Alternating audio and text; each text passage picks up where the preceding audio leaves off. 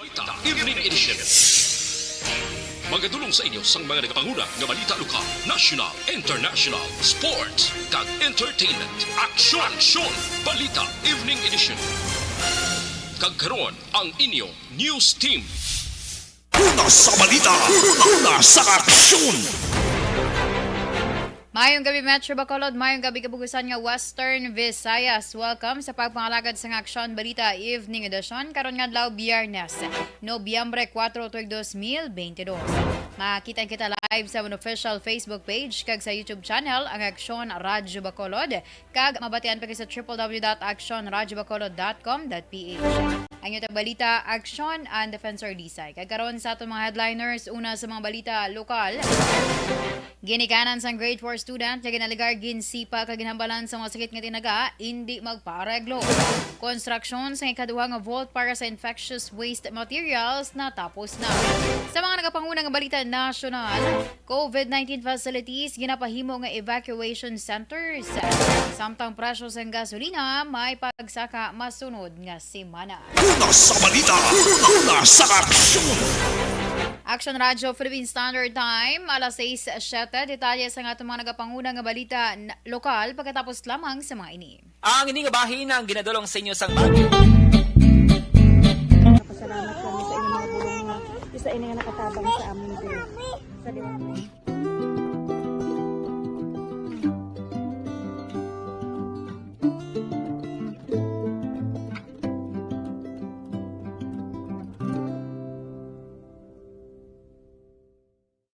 Ang pagbulig sa isig kapareho, hindi mabayaran sang anuman nga kantidad. Rason kun nga ang nagapati ang Aksyon Radyo Bacolod nga ang pagbulig, hindi kinahanglan dako o kun madamo. Ang importante, may tion nga ginpalabot ang bulig sa mas nagakinahanglan.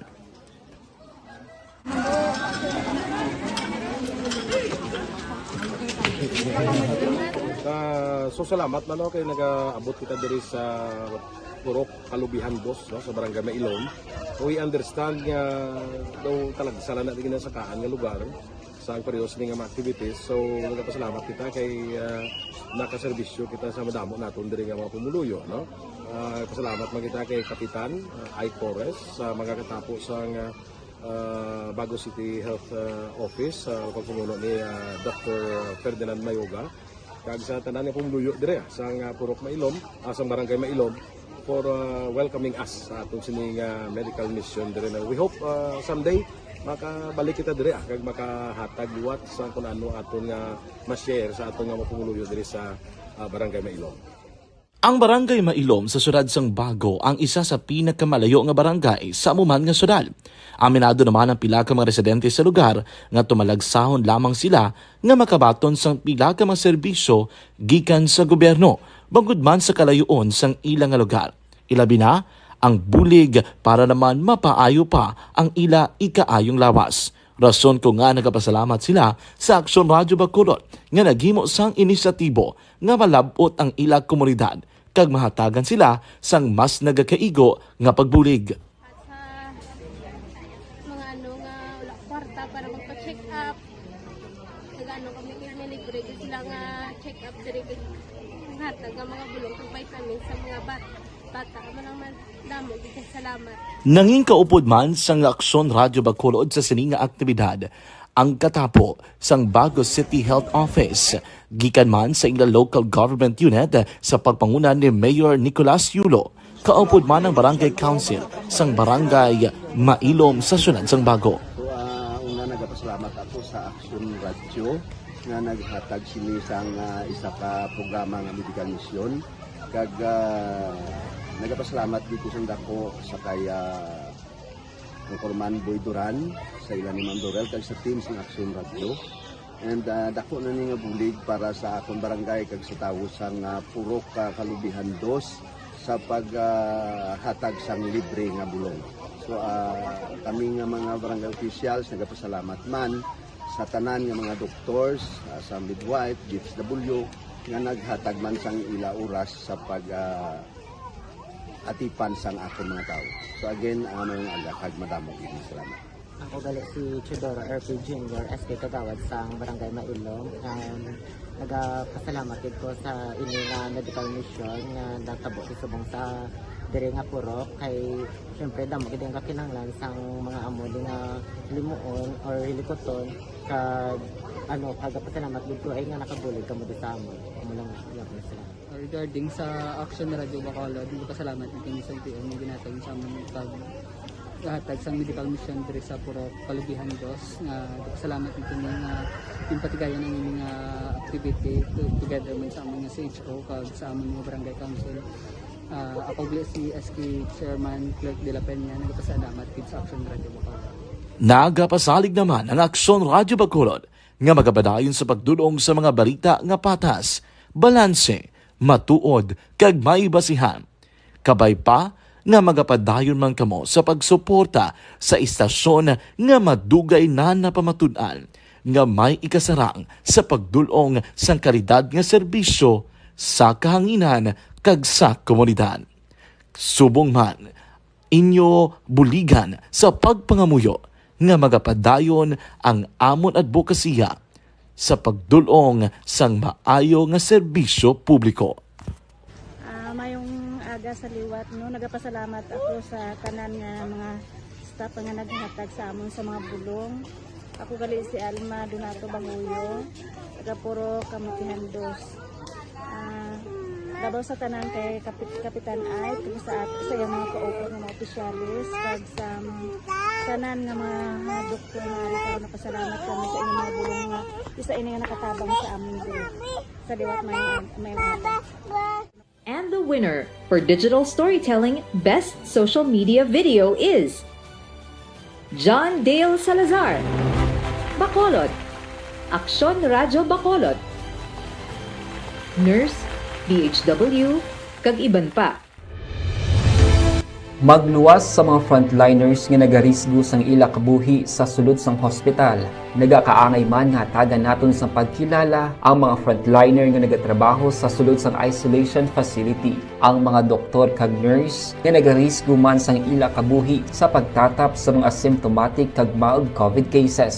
Ang mga barangay health workers nga gin-assign sa isolation facility, mga cook nga nagaluto sa mga pagkaon sa mga COVID positive. Ang extraction kag disinfection team sang syudad, ang mga utility personnel nga nagakuha sang basura sang mga pasyente. Ini ang mga frontliners kag nakit-an ko ang ila sakripisyo apisar sang manubo nga sweldo o kun allowance. Balita mula sa Aksyon. Kag sa detalye sa aton mga nagapanguna nga balita lokal. Wala sang araglo nga mahitabo sa bahin sang pamilya sang siyam katuig nga grade 4 students sang Silay South Elementary School batok sa maestra nga ginaligar nagsipa kag naghambal sang masakit nga tinaga sa ila bata sadtong Oktubre 18. Suno kay Catherine Pabuaya, Iloy sang grade 4 student, trauma ang ginbatsyag sang iya bata sa ginhimo sang MAPI teacher nga ginkilala kay Maria Lourdes Panes.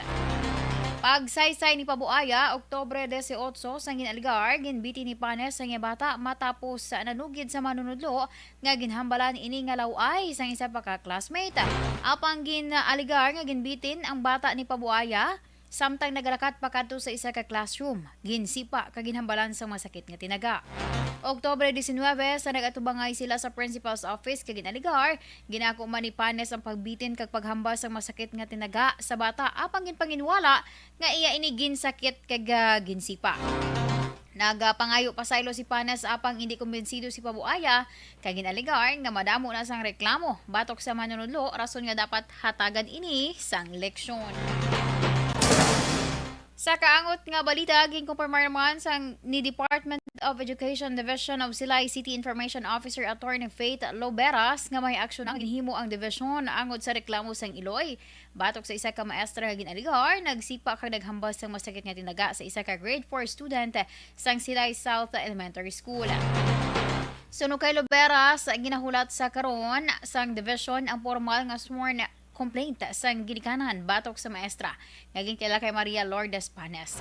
Dugang pa ni Luberas tuyo sang sworn complaint agud masiguro nga mag-aagi sa due process ang tanan base man sa nasaad sa DepEd Order number 49 series of 2006 sang revised rules of procedure sa pagpasaka sang kasong administratibo. Sa piyak sini, ginpasiguro ni Luberas nga ila ginapabilin ang safe learning environment para sa mga estudyante. DepEd Division of Silay City already took necessary actions na on our end upon receiving some ining report. However, because we have due process and we are specifically guided by the DepEd Order number 49 series of 2006, which is the revised rules of procedures of the Department of Education in administrative cases. As of now, we are waiting for the sworn complaint from the parent complainant. Ang kabahin sa pagpahayag ni Information Officer Attorney Faith Loberas. Sa iban nga balita lokal, natapos na ang konstruksyon sa ikaduhang vault o kunburutangan sang infectious waste materials nga nahamtang sa Handumanan Public Cemetery sa syudad sang Bacolod. Suno kay CDRMO Head Dr. Ana Maria Laarni Pornan, ini nga pasilidad gamiton sang syudad para sa disposal kun sa pag-ula sa mga infectious waste materials nga delikado para sa ikayong lawas ang publiko, kaangay sa mga kagamitan nga ginausar sang CHO kag DRMO personnel sa operasyon batok sa COVID-19. Gin pa siguro man ni Pornan nga mayara sa nagakaigo nga safety measures ang mga pasilidad, ilabi na nga ini ang napahamtang sa sulod sang sementeryo. Infectious vault na tawag o for COVID. Phase 2 na to siya. Bali ang phase 1 na mo to sa dalom, nagpatundog tabang ko. Wala pa tayo ng usar ang ikaduha, nga ginkantuan ko. Ang isa tayo puno na, that's why nagpobra tabang ko. Ang kabahin sa pagpahayag ni CDRMO Head Dr. Ana Maria Laarni Pornan. Naglabot sa 24 ang kumpirmado nga kaso sang kolera sa Negros Occidental. Ini ang report na ginsumiter ni Provincial Health Officer Dr. Ernel Tumimbang sa kay Governor Bong Lacson.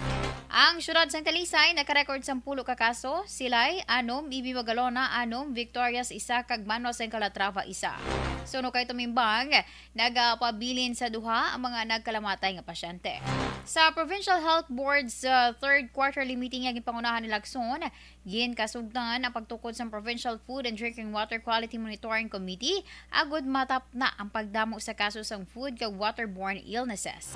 Dugang pa ni Tumimbang, ginahulat pa nila ang resulta sa laboratory examination sang Research Institute for Tropical Medicine sa water samples nga ginkuha sa community water resources.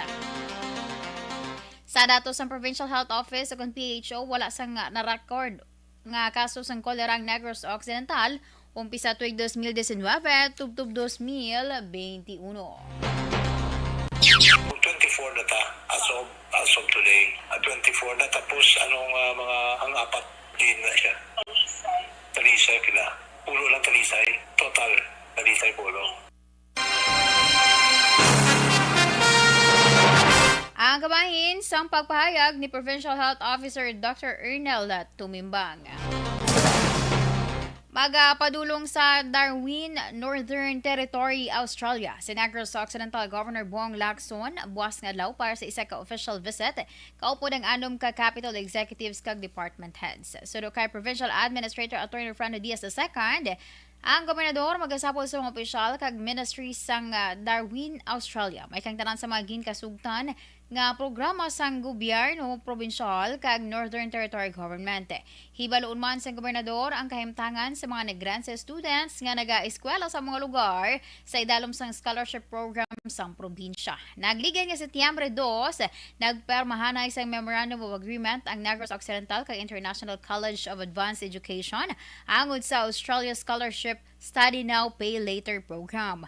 Ang scholarship nagahatag sang oportunidad sa mga negranse students nga makaeskwela kag makatrabaho sa Northern Territory, Australia agud makakuha sang work visa, permanent work visa kag residency. Si Lacson ang magabalik sa Negros Occidental sa maabot nga Nobyembre 12. With the officials of Darwin and our partners with respect to our job placements and training programs dito sa Australia. We will also pay courtesy call to the mayor, to the ministers of their different departments for tourism, education, disaster preparedness. Ang kabahin sa pagpahayag ni Atty. Fernando Diaz II. Una sa balita, una sa aksyon. Aksyon Radyo Philippine Standard Time alas 6:21 Santon Plus Gold isa ka food supplement capsule nga dako mabulig sa nagkalain-lain nga balatian.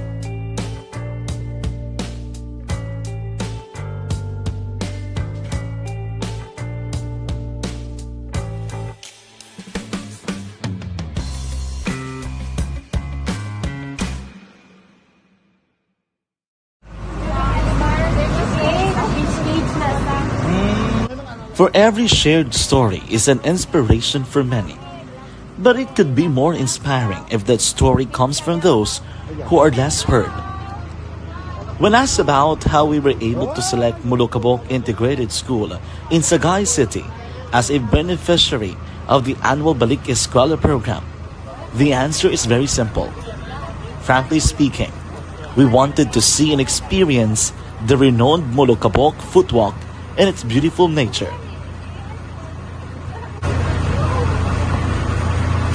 Upon entering the school, we were welcomed by beautiful smiles and warm hearts, silently expressing their gratitudes. At the venue, learners and teachers who are working hand in hand for a better future are excited to enjoy and participate. Parents are also lining up to avail free medical checkup and medicines.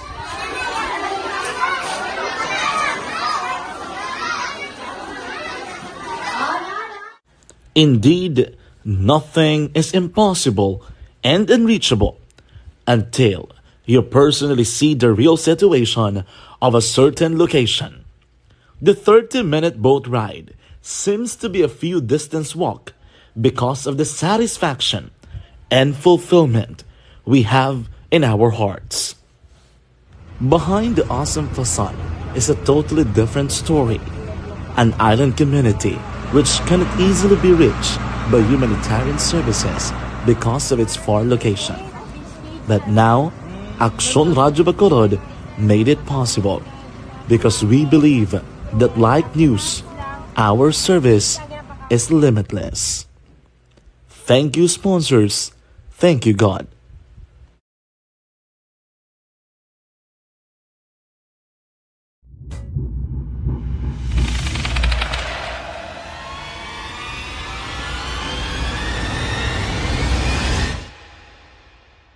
Umbra!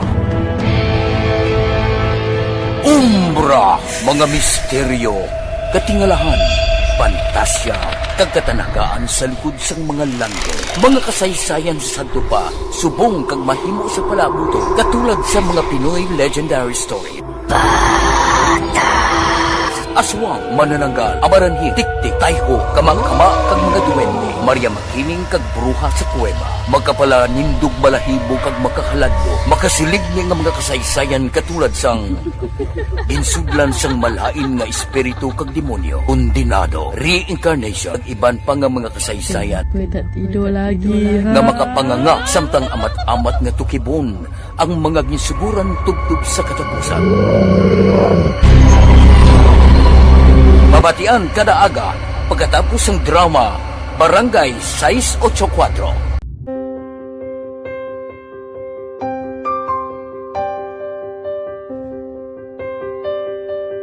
Sa mga students nga ng mga blessed bala nga may complete ang parents, may mga gadgets, tapos na complete ang ilang nang arab lang mahatag ang gusto nila nang hindi na ako magsigi complain bali instead na mag-complain, bali pasalamatan na lang kay blessings na nang dudumonyo ang mga iba yung mga bata man niya mas need na pero kamo lang blessed kamo kami amo kamo na ginhatag sang ni God.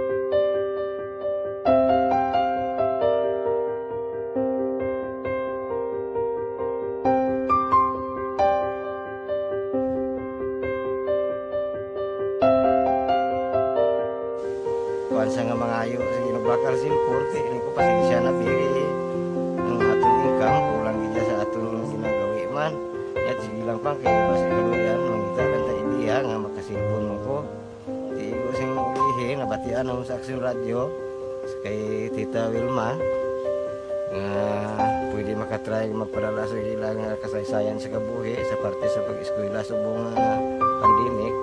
Tiya mo na ginhalay ko sa katulog di ko nag-intra. Di nagsiling pa sa gani nga basi hindi magupang malawagan kay kadamo man si ma-intra. Ko try lang kay basi kaloyan si Malga Diyos kay ikaw mablang malawagan hindi dako naman ang pasalamatan ta sa ila kung madala kaya. Tiya mo na guro sir. Madamo kay salamat sa inyo nga nga ma'am na kay Jan Diaz. Kag sa tanang ina-invite ko lang no. Kabay ka kaloyan si Mahal nga Diyos magpadayon ng inyong programa kaya hindi lang silyo nagres laparan ng buligan ang iban nga kinanglan man kung magpadayon ng inyong promo basi sila naman ang malabagan sa Madason. Kapasalamat ko sa Aksyon Radio kay isa ko sa nagdaog sa ARB 4B sa pagbulig sa pagtuon paghatag sa paglaot.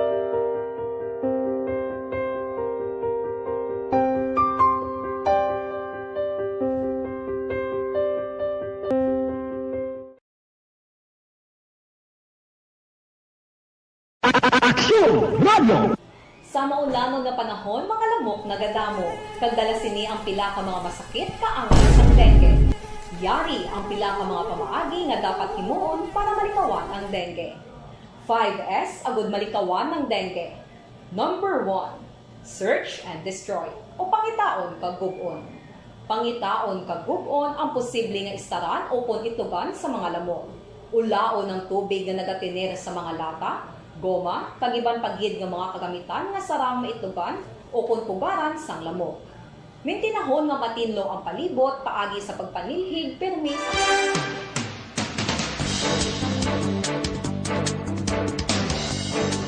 Kag sa detalye sa atong mga nagapanguna nga balita nasyonal, ginapahimo ni Senador Sani Angara nga evacuation centers ang COVID-19 quarantine kag isolation facilities.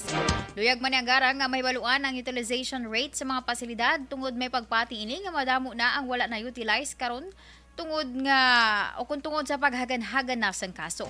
Dugang pa ni Angara, malikawan man sini nga mausar ang mga pampubliko nga eskwelahan nga ginahimong evacuation site sa kada may kalamidad. Palayag pa sang senador magluwas sa naganubo nga kaso sang COVID-19, madao man sa mga pasyente nga may mild symptoms ang naga-home quarantine na lamang. Ginalantang nga may pagsaka sa presyo sang gasolina kag maganubo naman sa presyo sang diesel kag kerosene masunod nga semana. Suno kay Department of Energy Oil Industry Management Bureau Assistant Director Rodela Romero, 45 sentimos tubtub piso sa kada litro ang mahimo isaka sa presyo sang gasolina. Samtang ang presyo naman sang diesel mahimo mabuhinan sang 60 tubtub 75 sentimos sa kada litro kag 75 tubtub 85 sentimos naman sa kerosene. Ginpahayag ni Romero nga ang factors nga naga-apekto sa ginapaabot nga pagsaka sa presyo sang gasolina. Amo ang demand sa winter season sa Northern Hemisphere countries. Subong man ang ginreport nga production cuts ng organisasyon sang petroleum exporting countries subong nga bulan kag ang nagapabilin nga konflikto sang Russia kag Ukraine. Una sa balita, una sa aksyon. Aksyon Radio, Philippine Standard Time, las 6:30, inyo gin pamatian ang kabugusan nga detalye sa atong mga natipon nga mga balita. Diri lamang sa Aksyon Balita Evening Edition, karon nga adlaw Biyernes, Nobyembre 4, tuig 2022. Sa liwatan nyo tag balita, Aksyon ang Defensor Lisay. Una sa balita, una sa Aksyon, sa Bacolod, Aksyon Radio.